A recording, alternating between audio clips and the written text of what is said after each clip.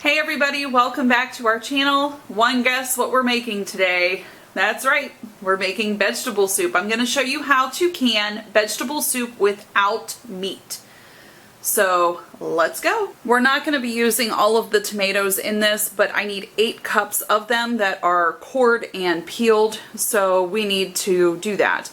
In order to peel a tomato, you make an X on the bottom, and then you put it in hot boiling water for 30 seconds to a minute, just until you see the peel start to pull back from the tomato.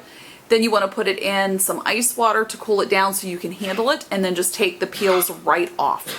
While we are waiting for the water to boil for the tomatoes, I have went ahead, picked some green beans, and snapped the ends off of both sides. We're going to cut these into bite-sized pieces, so just take your knife and just cut them down into however big you think you want them. We are looking for a total of 4 cups of beans.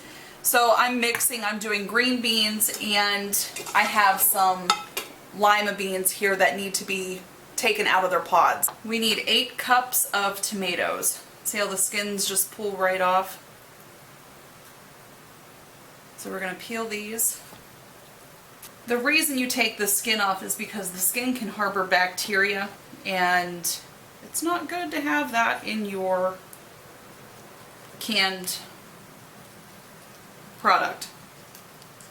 Whether it's diced tomatoes, vegetable soup, whole tomatoes, or whatever, you do not want any skins on there.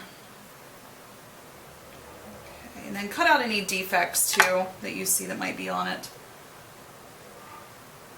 Okay, and then just cut it up into small pieces.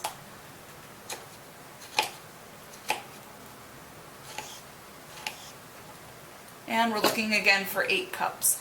You are going to need 6 cups of thinly sliced carrots. Wash them thoroughly, and then I take my peeler, and then I'm just going to peel the skins off of them and then chop them up thinly. So we're going to need 6 cups of carrots. You're going to need 6 cups of potatoes, and these are the Kennybecks that we grew in the garden from our own seed. So we're going to peel these first and cut them into small chunks, and then we're going to put those in our pot too. And you can't forget your onions. We need 2 cups of chopped onions.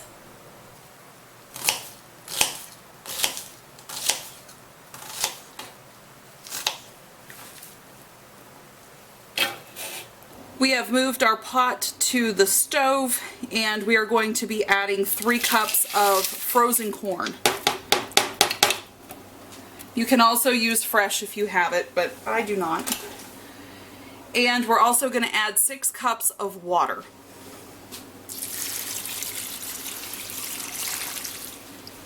With your burner on a medium heat, bring this to a boil and let it boil for 15 minutes. Now at this point, I have my jars clean, and I'm going to put them in the oven to warm them up, because I do not want to put boiling liquid into a cold jar. I am seasoning my vegetable soup with Himalayan pink salt and a peppercorn medley. It has different colors of peppercorns, and it has red, black, and white. So we're going to use that as our seasonings in our vegetable soup. Alright, I am hoping to get 6 quarts out of this, and whether you're using quarts or pints, you want a 1-inch headspace on this. And remember, these should be hot, and your soup should be hot as well. So we're looking 1-inch headspace. And this is going to be pressure canned, okay? So we're using the pressure canner for this.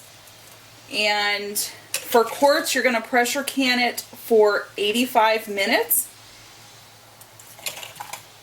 And for pints, you're going to do 55.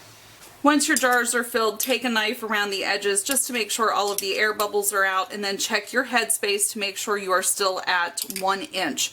Sometimes your level may fall a little bit because of the air pockets, so if it does, just add a little bit more juice to it.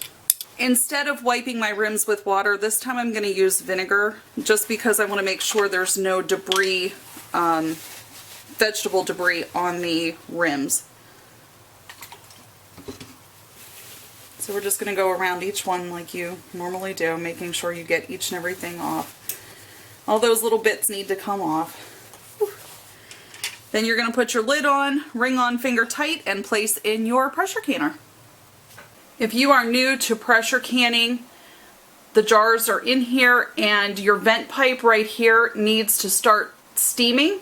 And when it does, you need to let the steam vent out of here for 10 minutes before you put your weight on.